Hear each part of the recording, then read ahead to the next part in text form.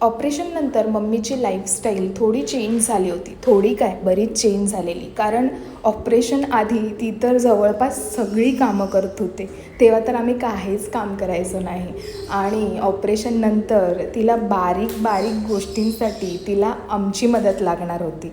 आणि चांगली गोष्ट ही होती की तिला जेव्हा जेव्हा सपोर्टची गरज होती तेव्हा आम्ही सगळे तिच्यासोबत होतो. जवळपास 1 महिना सगळे तिच्यासोबत होते.